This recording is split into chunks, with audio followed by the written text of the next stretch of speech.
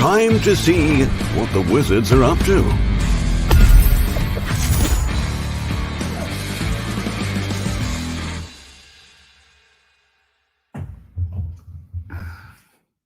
Hey, everybody. Hey, how's everyone doing? Nice to see you. Thanks for joining us. Yeah.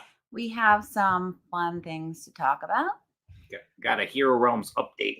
Yeah, we have a Hero Realms update. We're going to have a Star Realms digital update coming soon. And if you have any questions about anything, you can ask it in the chat. So I just wanted to congratulate Dominic T, who won the Epic Uprising set. 4 packs. Those are an expansion for Epic card game. I love this gorilla, the dinosaur.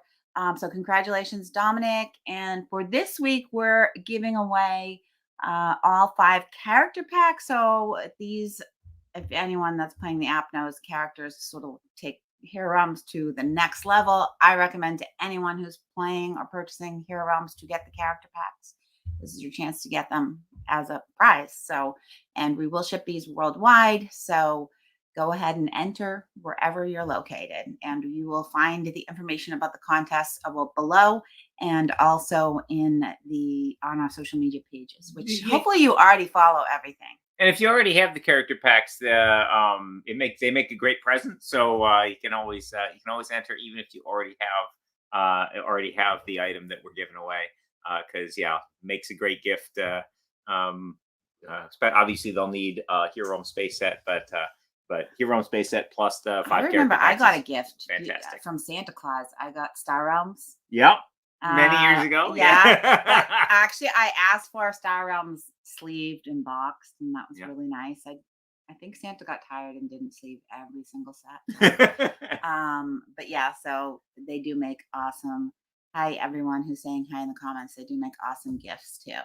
So let's see. So Rob posted a Robot Quest Arena update yesterday. So we've been working on the Robot Quest Arena minis, and Strider, the Strider miniature has had some structural issues that we've been working to correct. So the miniatures are beautifully designed, but they are designed by video game designers, where the physics of the models don't come into play. So Strider had these cool sort of spindly legs, which look neat, but they were pretty fragile. And the version 1 of Strider, these are hand-painted prototypes, by the way. The version 1 of Strider, those little thin legs would frequently break in shipping, which obviously was a huge problem. So we thickened up the legs. As you can see in version 2, legs are way thicker, and this was great, but it wouldn't break during it wouldn't break during shipping. But we did have issues where basically in recent play testing, players, one of them might have been me, but multiple players play testing with the new minis, when they'd get excited and move the mini around. Rob. He's like, I'm gonna go here. And if you like a hard impact would, because the legs had those various angles in them, a hard impact downward could cause a snap on those. So we've redesigned the mini to have basically structural support like straight up. So basically you can see on the back legs of the new design, you can see that there's a little extra behind the knee. So basically that creates sort of a straight vertical support in the mini. And our hope is that this version will hold up to a beating. So we've got that redesign, which we don't have physical versions of it yet. We've redesigned it. We sent it into the factory, and we're hoping to get some prototypes soon to go. So when do I think Robot Quest are going to be in home? So basically, the biggest question is finalizing the minis. So basically, we are working to finalize the minis and have been for a while. Obviously, we had to do this this redesign. Once the minis are good to go and we can start actual production on the minis, then very shortly after that, we can start production on all the paper stuff. We're going to have prototypes of the paper stuff made now, and then just to get that through the approval process so we don't hit any snags while they're still working on the minis. Once the minis are done, then we're going to be able to go to print on everything simultaneously. Then there's the question of, are we still going to be dealing with COVID shutdowns at the factories, COVID shutdowns at the ports, delayed shipping, etc. So unfortunately, there's a lot of X factors right now. Given all, like, if nothing changes as far as like shipping issues and stuff, I think that we'll be looking at a summer, sometime in the summer for getting to people's doors. If the shipping situation improves, we could hit late spring, and obviously with the current situation, sometimes the delays are insane. Like, basically, it's hard to give a upper end on these things, because like ships can get held infinitely, and we can't like paddle out there and and move the product ourselves. As much as we would love to. I'm very happy with the way things are looking. But the minis we're basically being careful on, because this is our first time producing minis, and we want to make sure they look good and they're not going to break on you guys. So that's my best guess is, given the current situation, is sometime in summer. Okay, great. Okay, so Hero Realms Digital. So we've got an update coming for Hero Realms Digital, and this is a balance update. So basically, with Hero Realms Digital, you can play as the various characters, and you get to level them up over time, and it just creates a phenomenal play experience where you create your character, name your character, level up your character, and you get to really customize your character by choosing different skills, different abilities, different treasures as you go. It's the same leveling stuff that exists in the Ruin of Thandar campaign series, with all the skills and abilities and treasures that are in there. And this is we use the PvP version of things for the app. And there's tons of customization available. One of the wonderful things about having Hero Realms Digital is we get thousands and thousands and thousands of games played by our beta testers, the Kickstarter backers, and people who have late backed. And that gives us a ton of data, and we can see, okay, which classes are winning more, which classes are losing more, which treasures are being chosen, what's the win ratios on those, what's the win ratios in various skills. A little while back, we did our first balance update. And before our first balance update, basically fighters were at high levels, like 12th level, which is the current level cap in the game. Fighters were dominating. Basically, they had really high win percentages, and basically the consensus among the sort of top players was fighters were the way to go. Then we did a balance update where we added a bunch of health gain to several classes. I addressed various win percentage issues. So basically, the wizard was having a really hard time, partially because fighters were aggressive fighters were dominant, and the wizard was a little low on health. Wizard and other classes got increases in their health. The wizard got a ruby in place of a gold in their starting deck, so they got a power boost, and the fighter had their hand X go from 2 damage to 1 damage in their starting deck. So we made a bunch of and we improved a bunch of treasures which were not getting a lot of use. Same thing with skill and abilities that were underperforming. We buffed them a little bit, and then the players have been playing with this new build for a while. And a little while before this new build, there were some corrections done. Some of the ranger items were not properly implemented. For example, explosive arrow was supposed to draw you a card when you played it, and it didn't have that draw card in there. And there was, a couple other little things like that also got fixed in that general time zone. So the players have had a chance to play with these new characters for a while, and basically a new sort of meta has developed. And our current with the current field, Rangers are currently dominating, and this is something that I suspected may be the case because based on the numbers that we had available at the first balance update, the Rangers were fine. They weren't overperforming the other classes. But as I said, there had been some power tweaks, basic corrections made to Ranger cards to make them work properly, which made them a little more powerful.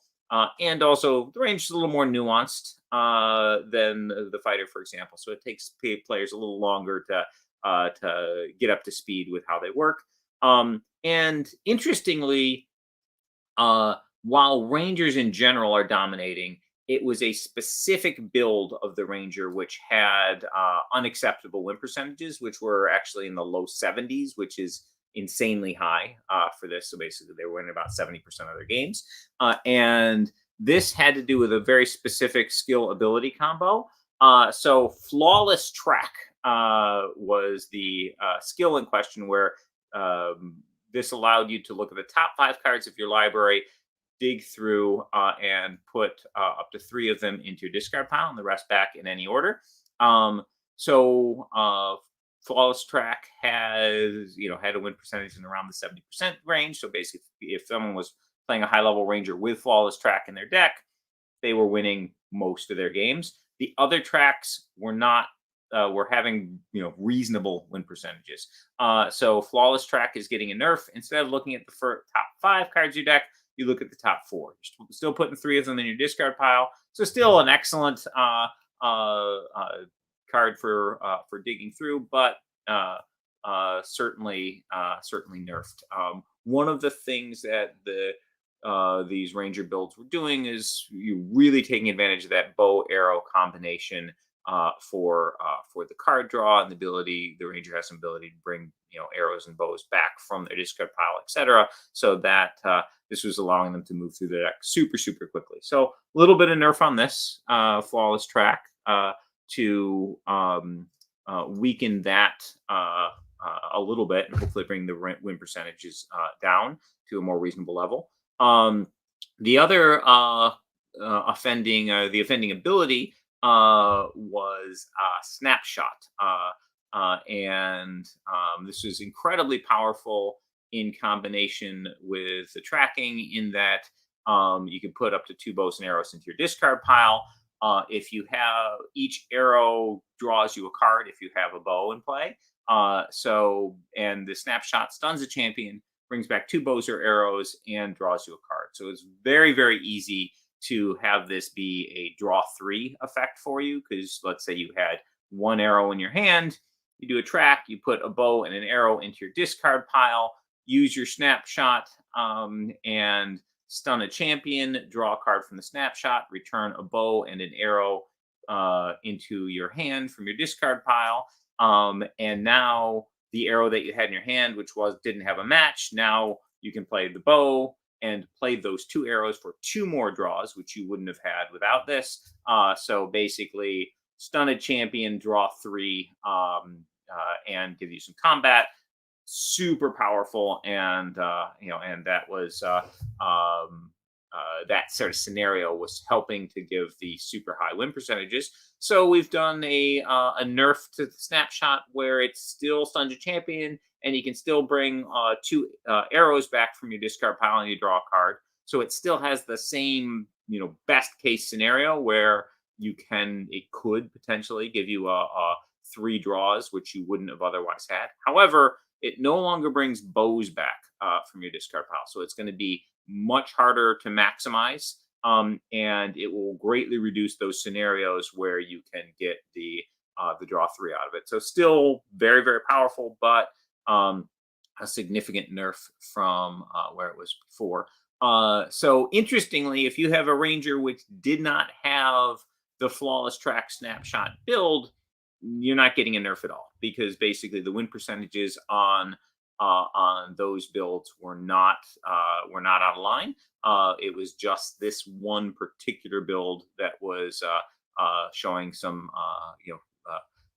off win percentages. So we're gonna make these tweaks and see where the win percentages. And in fact, we've given a buff to one of the Ranger items. Pathfinders Compass. This is a treasure which you basically get a choice between Explosive Arrow or Pathfinder's Compass. Explosive Arrow was getting most of the choices, and the win percentages of the Rangers who were choosing the Explosive Arrow was significantly higher than those who were choosing the Pathfinder's Compass. So we wanted to make that we want to make every time you level up a really cool and interesting choice, and we want people to try out different builds and have fun with them. So whenever we have a scenario where one of the two things you're offered is not as good, we want to try and either nerf or buff to get them into a zone where you're like, this is a really cool and interesting choice. So the new Pathfinder's Compass used to give you replace a gold and let you look at the top card of your deck and put it into your discard pile if you wanted to. The new Pathfinder's Compass still replaces a gold, still lets you look at the top card of your deck, but this actually lets you look at the top two, and you can put any number of them into the discard pile and the rest back in any order. So you can look at the top two cards. You could get rid of both of them. You could keep both of them but switch their order. You could get rid of one of them and put the other one back. So this gives you really great deck manipulation, and so hopefully it will be a tempting choice for some people to go with the Pathfinder's Compass path as opposed to the Explosive Arrow choice. So those are the things we've done to address the dominance of a particular Ranger build, and also make one of the Ranger choices a little more exciting. We have another item which was not getting as much use and had a little bit worse win percentages. So the armor choice for the Thief gives you a mask, which allows you to put a card of cost 3 or less from your discard pile back on top of your deck. Really gives some very nice control, although it has a fairly high. It shuts off at, I believe it's 35 health, so it shuts off fairly easily. The silent boots are much more durable, so basically they work all the way down to 10 health, and it allowed you to reveal the top card of the market deck and acquire a card for 1 less, or sacrifice it, get rid of it.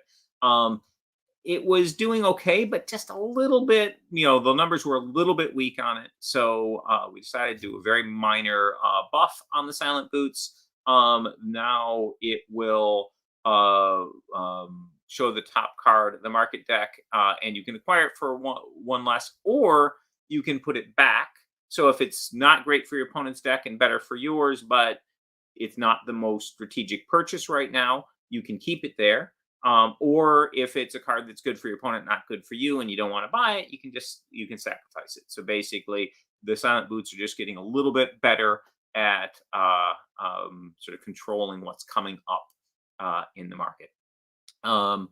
So if you are playing a fighter, I got good news for you. We've the fighter stats got hit hard enough with this update change. They're actually a little bit underwater, and so we're bringing the throwing axe back to its original strength. So the throwing axe is going back to the 2 combat, and if you have 7 or more cards, draw a card. So we had nerfed this down to 1 as one of the multiple things we were doing to address the previous dominance of fighter.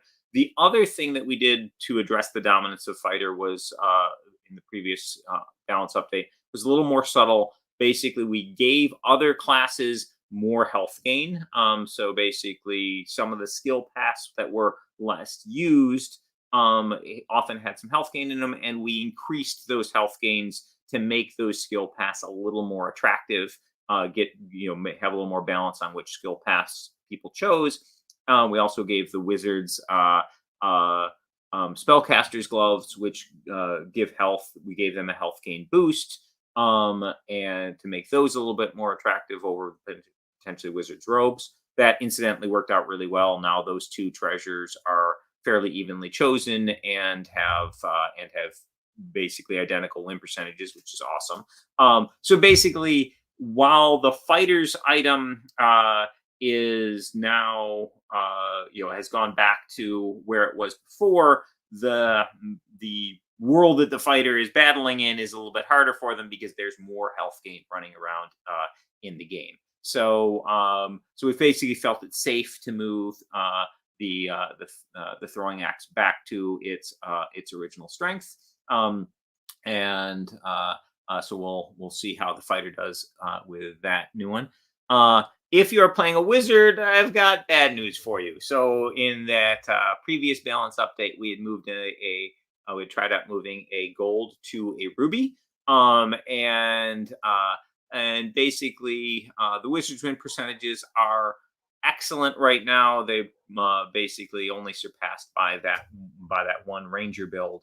So it was time to give the wizard a little nerf, bring him back down to earth.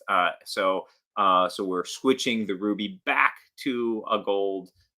So that will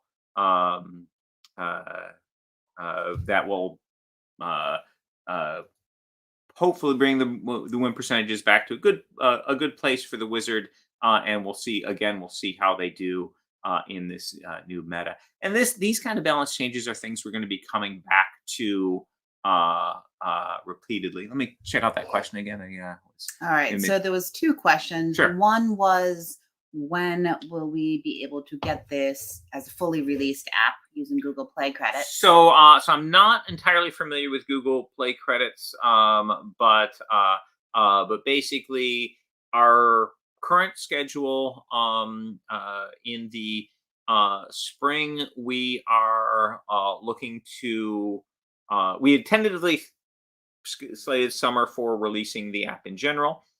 In the spring, we're looking at putting it on the Steam Early Access, which will allow us to get some new players in and sort of put the app out there. It's still in beta, but a little more available to get. And then in the summer, we're looking to fully release the app. So it'll be on the iOS store and the Google Play store, so you'll be able to play it on your Android devices, your iOS devices, and on your PC through Steam. And so hopefully, your credits will be available through that method. And then what was the other question? So it was an interesting one, is if we are thinking maybe about testing the new characters that are in design development right now in the digital app before we print them. So basically, yes, this is something that has been discussed. It's a little bit tricky in that there's a we have a release schedule of various things that we're putting out in the digital app.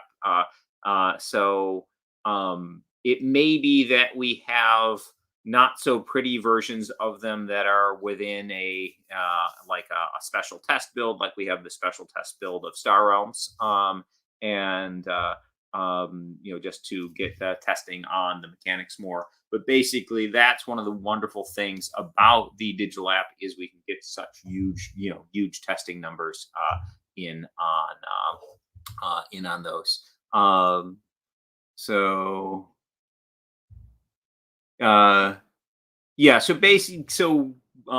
Dustin, that's definitely something that we're looking to do. Is the Hero Realms balance changes are not a one and done thing.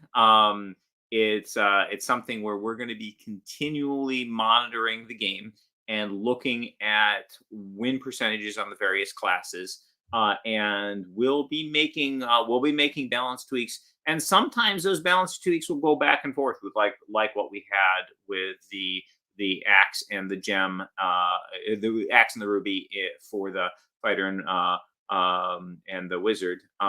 So basically, we'll be looking at the win percentages, the metagame, etc. We want to keep it dynamic and interesting. We want players to have a chance to do well with any of the characters. So it's something we're going to be continually monitoring.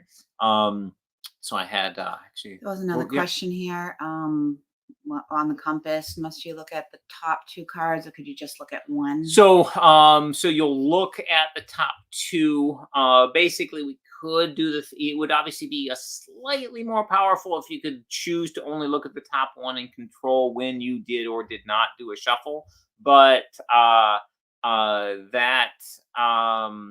would require another choice when playing the card, which would slow play a little bit. So right now we're going to try it as you play it and you must look at the top 2.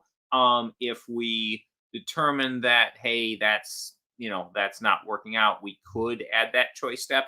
But whenever I can reduce the number of clicks needed to play through a card, that's one of the goals, to keep the play sort of smooth and fun and fast moving. Got one more power balance update for you here. This was a good question. So will Heroes Digital be the same shared cross-platform? Oh yes. The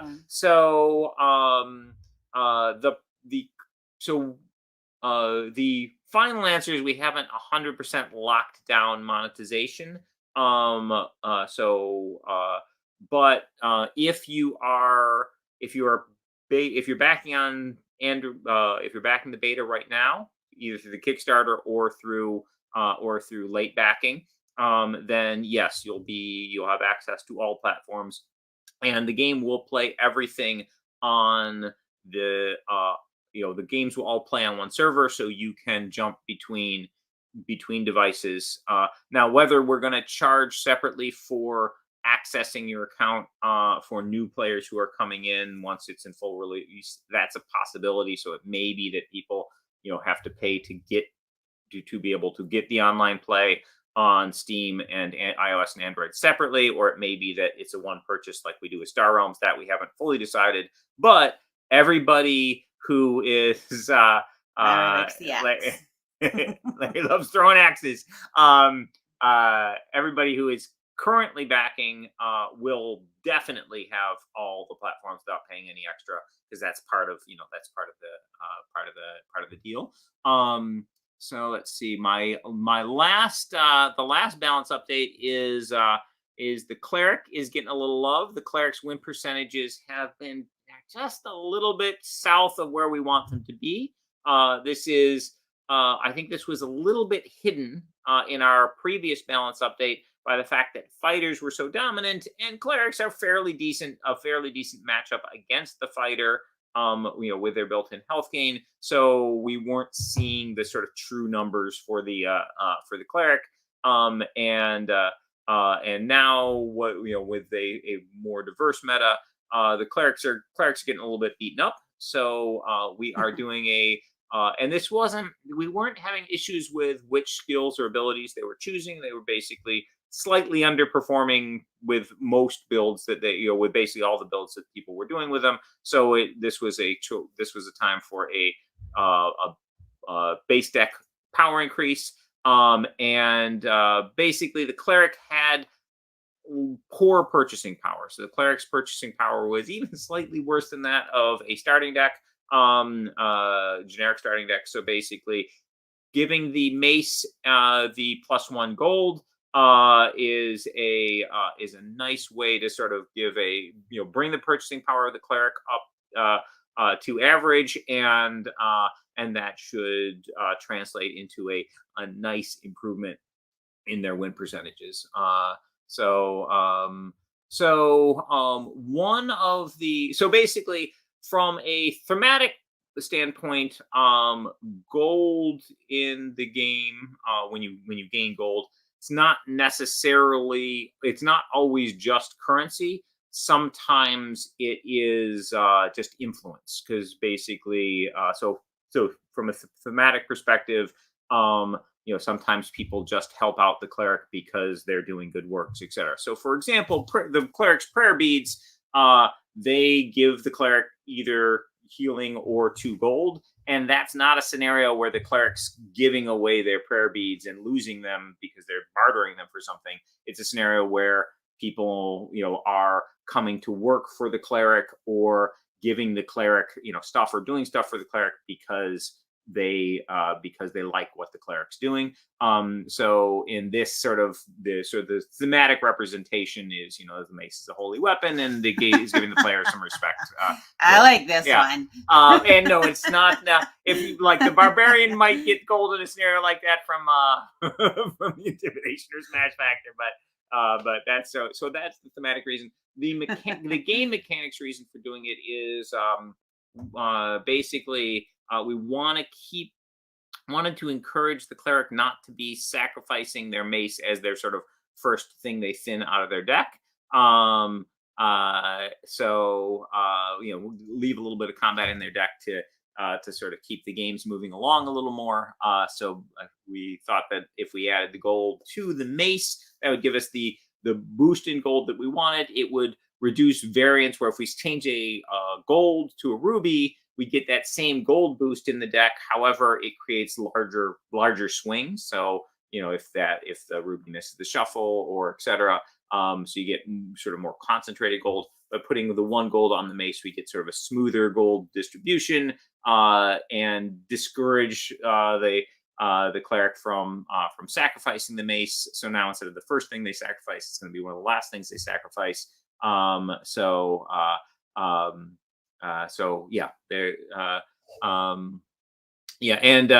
like, as Larry points out, the sort of the thematics, like with thief, it's more avoiding getting hurt than straight healing from the pickpocket, etc. So so that is the balance updates. I'm always really excited when we have a balance update coming to see how characters play. We will, of course, be doing a character reset, and along with this update, and we're changing the way the character, the first 4 treasures work. So that there's no randomness in your character build. So basically, there'll always be 2 of the character's treasures shown the first time you get a treasure, and the other 2 shown the next time you get a treasure. Whenever we do one of these character resets, if you like your current build, you can just choose that same build again.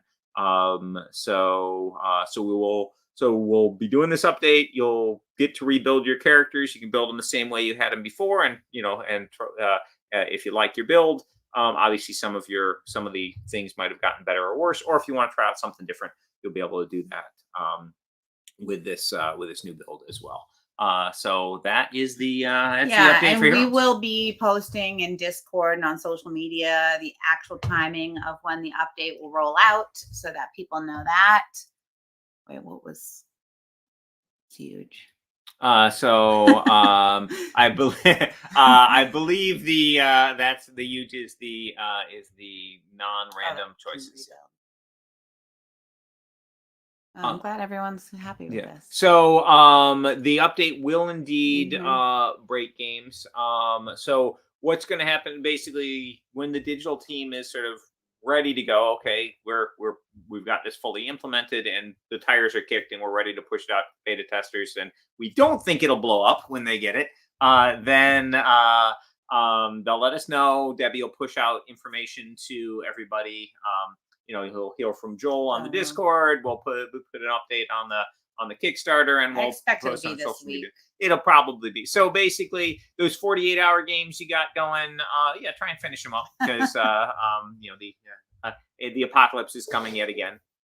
Yeah, I've been playing some 48-hour games, and it can take some time to get through a game. Sure, yeah. Between like me, our daughter was sick, and then I was sick, and so I've been like trying to make moves. I just want to do a shout out again for the Realms Rising podcast, because I was sick and my daughter was sick, and I started playing more Hero Realms games, and I listened to some of the episodes of Realms Rising. I haven't got through all of them, but the guests are awesome. They go into detail on each character and different theories on strategy, and it's really cool. So I would recommend that for Hero Realms Digital. And there's always been the Mega Holland podcast for Star Realms for people that play Star Realms. The Realms Rising also has some on their website. They've got great strategy articles on the various characters and suggestions on how to play. Now, obviously, as we do balance updates, some of the stuff will get outdated. But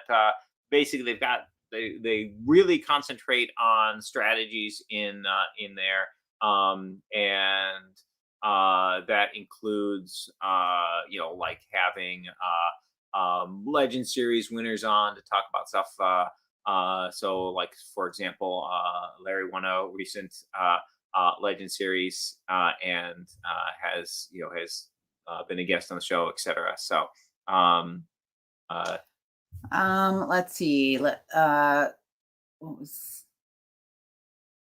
I think there was. So we have a few questions. Yeah, if you have any questions, we have feel a few free to questions that I haven't asked yet that weren't specific to Hero Realms Digital. So thanks for all the positive feedback on the balancing, and I'll pull up some of these other ones. So we had a question from Jason about the company name change.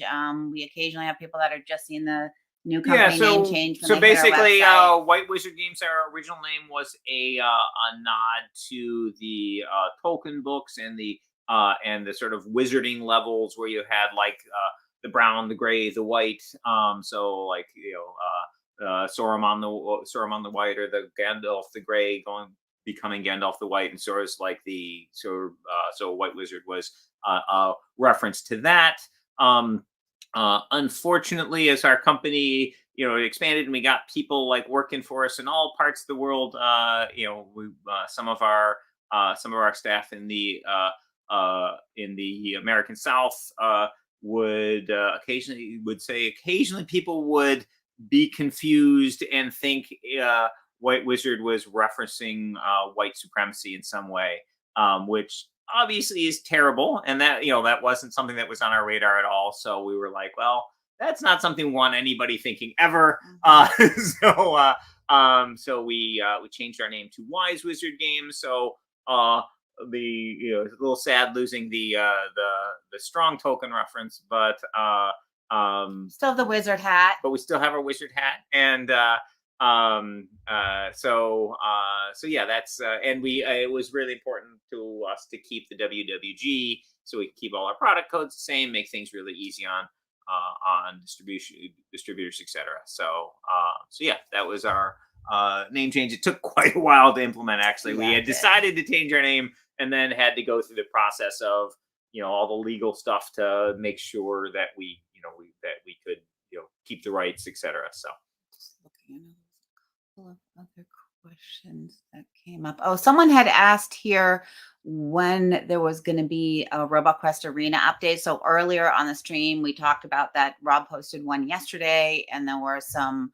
It was on the topic of Strider. Yeah. So basically, we're working real quick on RoboQuest Arena. We're continuing to work on the minis.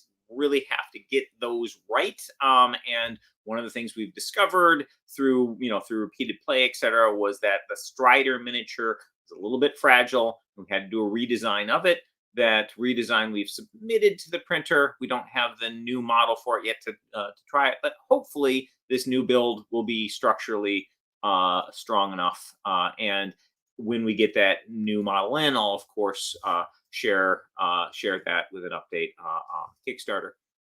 I think that was, if I haven't answered your question, please pop it in there, but I'm just doing a quick scan through. And the comments weren't working properly, which at the beginning of the stream, so that's why we weren't in real time popping some of them up. I had to Some refresh technical my difficulties. screen. Any updates on Sorcerer? So we are. I'm actually.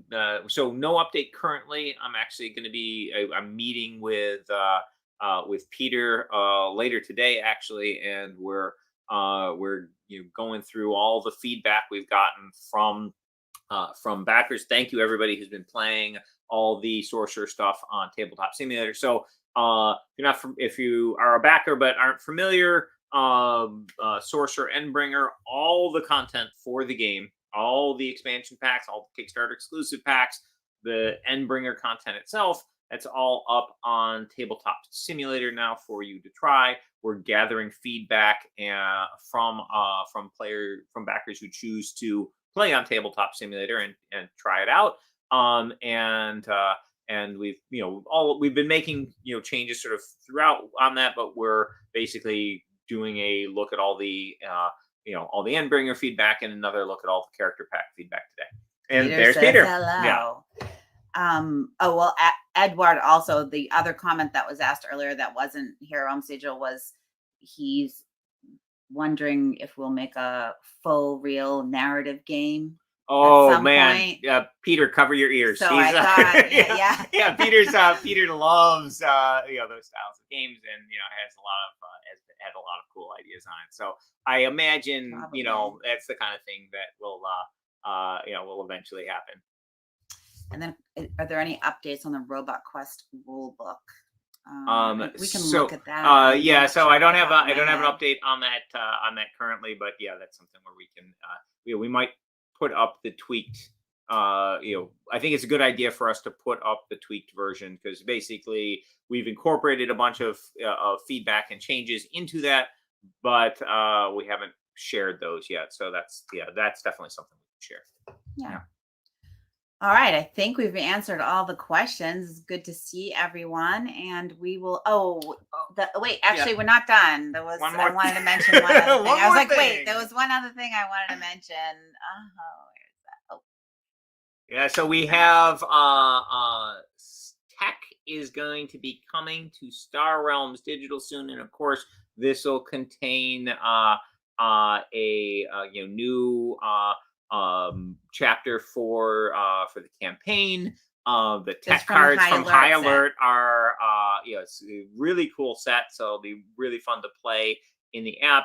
And we're going to have some new arena challenges which required some programming, which will be added to the app in this update as well, so you can look forward to some new types of arena challenges in Star Realms. We'll have more details on that coming update next week when we do the stream, so you can tune in next time to hear more about that. We'll be giving more information on the timing of that, but that's coming pretty soon as well. So Thanks everyone. Thanks for watching. Thank you. Bye.